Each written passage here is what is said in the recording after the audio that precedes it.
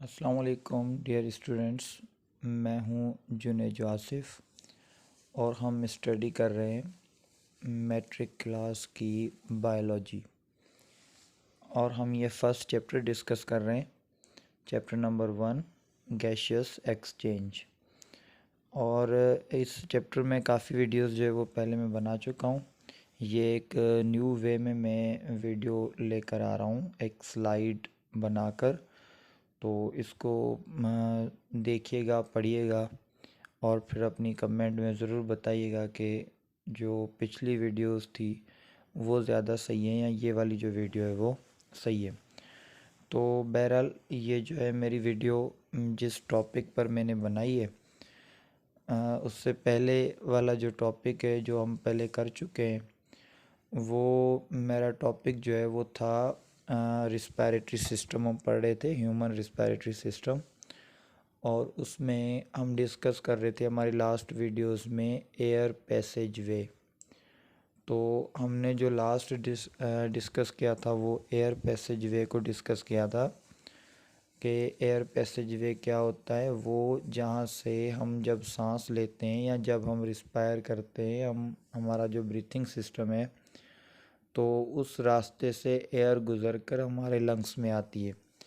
यानी कि हमने डिस्कस किया था लास्ट वीडियोस में कि हमारा जो रिस्पायरेटरी सरफेस है वो बॉडी के अंदर होता है, यानी कि लंग्स में होता है हमारा रिस्पायरेटरी सरफेस। तो रिस्पायरेटरी सरफेस जो हमारे लंग्स में है, अंदर है, तो यानी कि गैसेस एक्सचेंज वहाँ पर होती हैं जहाँ पर रिस्पायरेटरी सरफेस हो। तो इसीलिए रिस्पायरेटरी सरफेस तक पहुँचने के लिए एयर जहाँ से गुज़र के आती है वो हमने डिस्कस किया था हमारी लास्ट वीडियोस में एयर पैसेज वे में। और आज का जो हमारी वीडियो है, जो टॉपिक है, ये है ब्रीथिंग सिस्टम के बारे में। यानी कि पूरा जो हमने एयर पैसेज वे पढ़ा था, तो उसके बाद अब ये है कि ब्रीथिंग प्रोसेस क्या होता है, जिसे हम वेंटिलेशन भी कहते हैं। तो इसीलिए ब्रीथिंग प्रोसेस और वेंटिलेशन सेम थिंग है। यानी कि सांस कैसे हम लेते हैं और वो ब्रीथिंग प्रोसेस किसे कहते हैं। The process of inspiration breathing in and expiration breathing out are vital for providing oxygen to tissues and removing carbon dioxide from the body। यानी कि ये एक ऐसा प्रोसेस है जिसमें दो स्टेप होते हैं। एक इंस्पायरेशन ब्रीथिंग इन, यानी कि अंदर एयर को लेकर जाना, ब्रीथ करना, एंड एक्सपायरेशन ब्रीथिंग आउट, यानी कि एयर को लंग से फिर बाहर निकालना। Are vital for providing oxygen to tissues. ये बहुत ही इम्पोर्टेंट है क्योंकि इसमें ऑक्सीजन प्रोवाइड करते हैं हम हमारे टिश्यूज़ को। And removing carbon dioxide from the body, और इसमें हम कार्बन डाइऑक्साइड जो हमारी बॉडी में बनता है, जो हमारे सारे सेल रिस्पायरेशन में बनाते हैं कार्बन डाइऑक्साइड, और वो कार्बन डाइऑक्साइड फिर हमारे ब्लड में जाता है, तो ब्लड से फिर वो लंग्स में आता है। तो उस कार्बन डाइऑक्साइड को बॉडी से बाहर निकालना का जो प्रोसेस है, तो वो भी इस ब्रीथिंग प्रोसेस में आता है। तो एक्चुअली ये जो ब्रीथिंग प्रोसेस और जो वेंटिलेशन है, इसमें क्या हो रहा है, यानी कि एयर को हम, जो एक्सटर्नल एयर है उसको हम रिस्पायरेटरी पैसेज जो है, एयर पैसेज वे जो है, वहाँ से गुजार कर लेकर जा रहे हैं हमारे लंग्स में। और इस प्रोसेस को, अंदर ले जाने वाले प्रोसेस को हम इंस्पायरेशन कहते हैं। और फिर वहाँ से, और इस ये जो हम अंदर लेकर जा रहे हैं इसमें हम ऑक्सीजन लेकर जा रहे होते हैं, जो जाकर हमारे लंग्स तक पहुँचता है और वहाँ पर रिस्पायरेटरी सरफेस है, फिर एक्सचेंज हो जाता है और वहाँ से कार्बन डाइऑक्साइड एक्सपायरेशन में बाहर आ जाता है। तो इस तरह से जो है ये हमारा वेंटिलेशन का प्रोसेस जो है वो होता है। अब ये कि ब्रीथिंग प्रोसेस को थोड़ा अगर हम और एक्सप्लेन करें, तो during breathing contraction and relaxation of muscles acts to change the volume of the thoracic cavity. Actually होता क्या है कि जब हम ब्रीथिंग कर रहे होते हैं तो उसमें एक तो कॉन्ट्रैक्शन और रिलैक्सेशन हो रही होती है हमारे मसल्स की। कौन से मसल्स की? वो वाले मसल जो हमारे रिब केज में प्रेजेंट होते हैं, यानी कि इंटरकॉस्टल मसल। तो उनकी कॉन्ट्रैक्शन और रिलैक्सेशन का प्रोसेस जो है वो हो रहा था जब हम ब्रीथ कर रहे होते हैं. As the thoracic cavity and the lungs move together, this changes the volume of the lungs, in turn changing the pressure inside the lungs. अब कह रहा है कि जैसे ही थोरेसिक कैविटी और लंग्स एक साथ मूव करते हैं, एक साथ काम करते हैं, तो उसमें होता क्या है कि उसमें जो हमारी जो इंटरनल स्पेस है, जो कैविटी है, उसका प्रेशर में भी चेंज आती है. यानी कि internal pressure and external pressure में भी चेंज आती है. तो यानी कि ब्रीथिंग प्रोसेस एक ऐसा प्रोसेस है जो तब होता है जब हमारी इंटरनल कैविटी में कोई चेंज आए, यानी कि हमारी थोरेसिक कैविटी में कोई चेंज आए और इंटरनल प्रेशर में चेंज आए. यानी कि हमारा जो इंटरनल प्रेशर है वो बाहर वाले एक्सटर्नल प्रेशर से चेंज होना चाहिए और वो कम होना चाहिए. तो ये लाजमी है, तब जाके हम ब्रीथिंग कर सकते हैं. तो उसके लिए क्या क्या होता है कि हमारे जो मसल्स हैं, जो इंटरकोस्टल मसल हैं, और जो हमारे यानी कि जो उसके अलावा यानी कि हमारे इंटरकोस्टल मसल्स रिलैक्स होते हैं, कॉन्ट्रैक्ट होते हैं, मूव करते हैं, हमारे लंग्स मूव कर रहे होते हैं और हमारी डायफ्रागम मेम्ब्रेन है वो मूव कर रही होती है. तो इसलिए बॉयल्स लॉ दिया हुआ है, बॉयल्स लॉ ने, कि volume of the gas is inversely proportional to the pressure when temperature is constant. यानी कि बॉयल्स लॉ ने हमें ये बताया था कि उसका ये लॉ है कि अगर टेम्परेचर कांस्टेंट रखा जाए तो जो वॉल्यूम है वो प्रेशर के इन्वर्सली उनका रिलेशन है, वॉल्यूम का और प्रेशर का इन्वर्सली रिलेशन है. यानी कि अगर वॉल्यूम इंक्रीज़ करेंगे तो प्रेशर डिक्रीज़ होगा, अगर प्रेशर इंक्रीज़ करेंगे तो वॉल्यूम डिक्रीज़ होगा. तो यानी दोनों का जो रिलेशनशिप है वो इन्वर्स रिलेशन है. तो यहाँ पर जैसे ये मैंने आपको एक डायग्राम दी गई है, इसमें बताया गया है कि एक में आपको नज़र आ रहा है कि वॉल्यूम इंक्रीज़ होए तो प्रेशर जो है वो डिक्रीज़ हो रहा है और मॉलिक्यूल इजीली जो है वो फ्रीली अंदर जो है वो मूव कर रहे हैं और एक्सपेंड हो रहे हैं. और दूसरी इमेज में आपको नज़र आ रहा है साइड में कि प्रेशर जो है वो इंक्रीज़ है तो वॉल्यूम जो है वो डिक्रीज़ हो गया है. तो ये बॉयल्स लॉ था कि प्रेशर का और वॉल्यूम का इन्वर्स रिलेशन है. When the volume of the thoracic cavity increases, जब हमारा अंदर जो थोरेसिक कैविटी का वॉल्यूम है वो जब इंक्रीज़ हो जाएगा तो उससे क्या होगा, the volume of the lungs increase, तो जो लंग्स का वॉल्यूम है वो भी इंक्रीज़ हो जाएगा. तो हमने बॉयल्स लॉ के हिसाब से पढ़ा कि अगर इंटरनल वॉल्यूम इंक्रीज़ हो जाएगा the pressure with in the lungs decrease. तो होगा क्या, अगर वॉल्यूम इंक्रीज़ होगा तो लंग्स में प्रेशर डिक्रीज़ हो जाएगा, कम हो जाएगा. When the volume of the thoracic cavity decrease, और जब वॉल्यूम डिक्रीज़ हो जाएगा तो the volume of the lungs decreases as and the pressure with in the lungs increase. तो उससे क्या होगा, जो प्रेशर होगा हमारे लंग्स में वो इंक्रीज़ हो जाएगा क्योंकि इनका आपस में इन्वर्स रिलेशन है. तो सेम बॉयल्स लॉ जो है वो हमारी बॉडी पे भी अप्लाई होता है कि जब हम सांस ले रहे होते हैं, जब हम इंस्पायरेशन कर रहे होते हैं, तब हमारी बॉडी का जो वॉल्यूम है थोरेसिक कैविटी का वो इंक्रीज़ हो जाता है, तो प्रेशर इंटरनल डिक्रीज़ हो जाता है. और जब हम एक्सपायर कर रहे होते हैं, एक्सपायरेशन कर रहे होते हैं, तो हमारी बॉडी का जो वॉल्यूम है वो डिक्रीज़ हो जाता है और प्रेशर इंक्रीज़ हो जाता है. तो अब यहाँ पर देखें कि प्रोसेस ऑफ इंस्पायरेशन होता कैसे है. Inspiration is the phase of ventilation in which air इंटर्स the lungs. Inspiration एक वो वाला फेज़ है वेंटिलेशन का जिसमें एयर जो है वो हमारे लंग्स में दाखिल होती है, बाहर से हमारे लंग्स में जाती है. It is initiated by contraction of the inspiratory muscles. और ये किसकी वजह से होती है, स्टार्ट कैसे होती है, क्योंकि इसको इनिशिएट करती है कॉन्ट्रैक्शंस जो कि हमारे मसल है, इंटरकोस्टल मसल, उन्हें हम इंस्पायरेटरी मसल्स कहते हैं और वो कॉन्ट्रैक्ट होते हैं तो ये प्रोसेस होता है. अब इसमें क्या चेंजेस आती हैं. Number 1, diaphragm. डायफ्रैगम जो मेम्ब्रेन है, इमेज में आपको नज़र आ रही है, डायफ्रैगम एक डार्क रेडिश कलर की जो एक आपको लेयर नज़र आ रही है, ये डायफ्रैगम है. जो डोम शेप्ड है, और नीचे एरो भी दिया गया है कि ये जब कॉन्ट्रैक्ट हो रही है तो बाहर की तरफ आ रही है, यानी कि डाउनवर्ड मूव कर रही है, और ये फ्लैट हो रही है।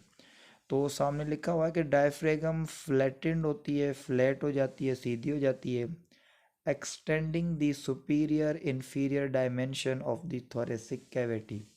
तो ये थोरेसिक कैविटी की सुपीरियर इंफीरियर डायमेंशन में जो है वो एक्सटेंड हो जाती है, बढ़ जाती है, इंक्रीज हो जाती है। तो इससे क्या हो रहा है, जो थोरेसिक कैविटी का वॉल्यूम है वो इंक्रीज हो रहा है, और जब वॉल्यूम इंक्रीज होगा तो उससे जो हमारा इंटरनल प्रेशर है वो डिक्रीज होगा।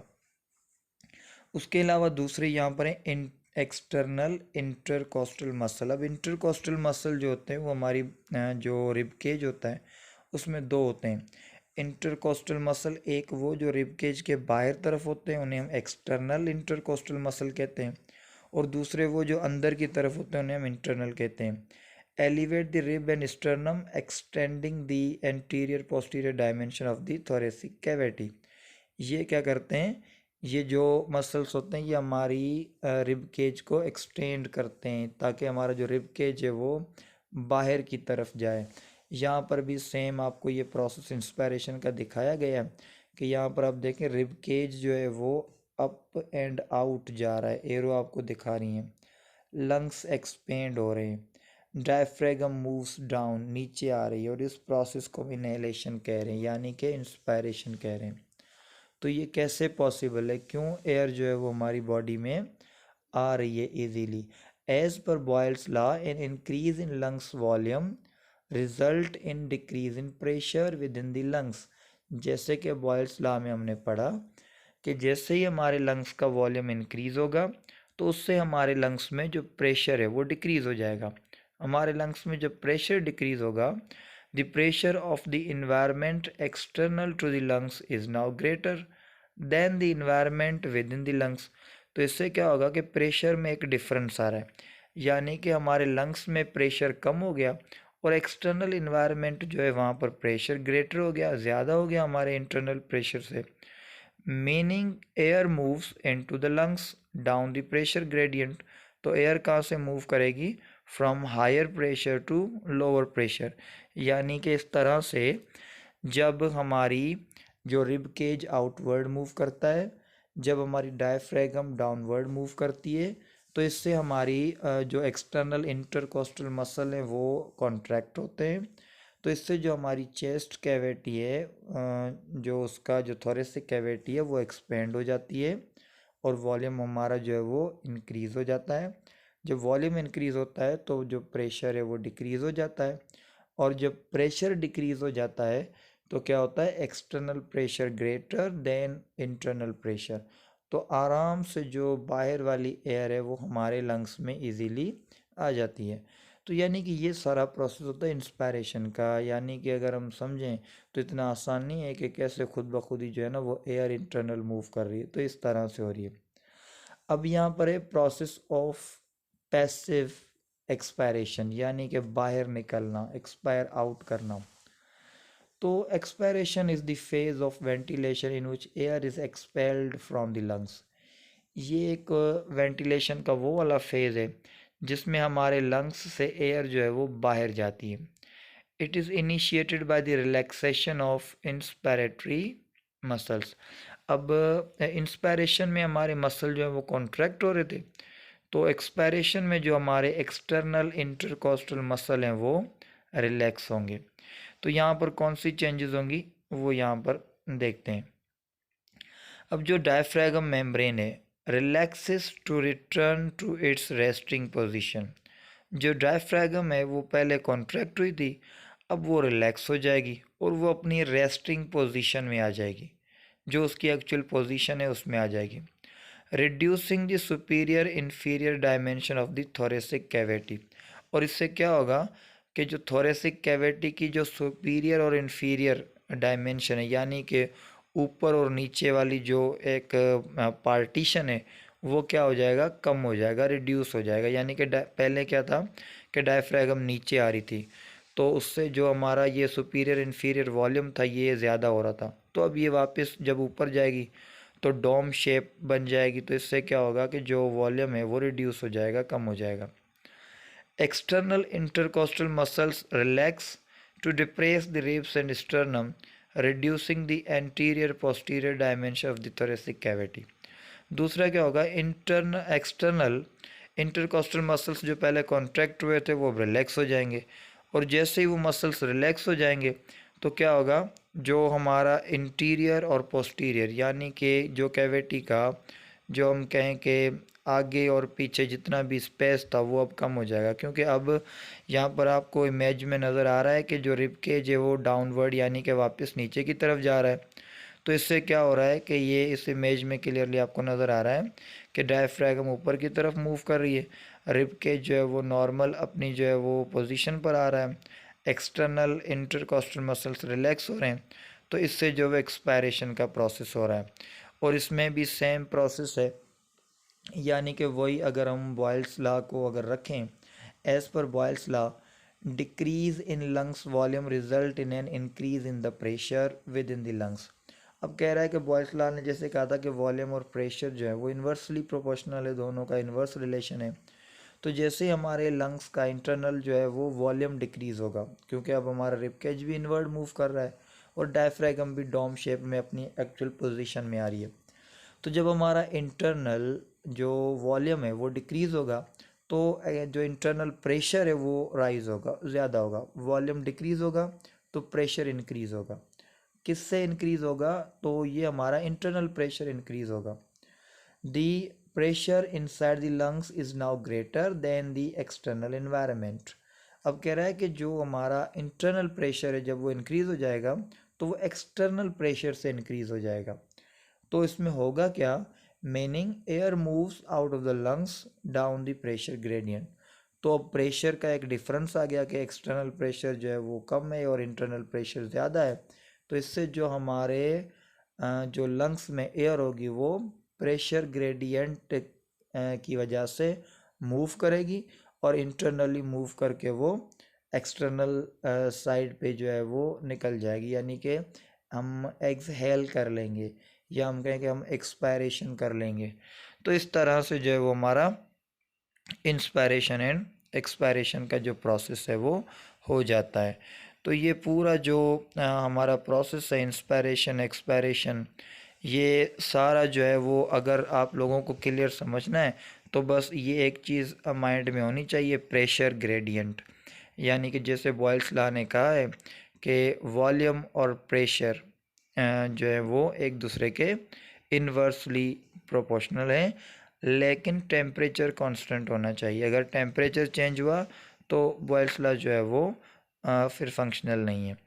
तो लेकिन हमारी जो बॉडी में ये हो रहा है तो ये बॉयल्स लॉ के हिसाब से हो रहा है कि जब हमारा इंटरनल प्रेशर जो है बॉडी का वो इंक्रीज़ हो जाता है तो हमारा जो एक्सटर्नल प्रेशर है वो कम होगा, तो यानी कि आराम से जो एयर है वो बाहर की तरफ चली जाएगी। और जब हमारी चेस्ट कैविटी इंटरनल एक्सपेंड होती है तो जब उस वक्त हम इंस्पायर कर रहे होते हैं तो हमारी चेस्ट कैविटी जब इंक्रीज़ होती है तो वॉल्यूम डिक्रीज़ हो जाता है और बाहर वाला वॉल्यूम ज़्यादा होता है तो एयर जो है वो अंदर आ जाती है। This is called breathing process. Thanks for watching my video.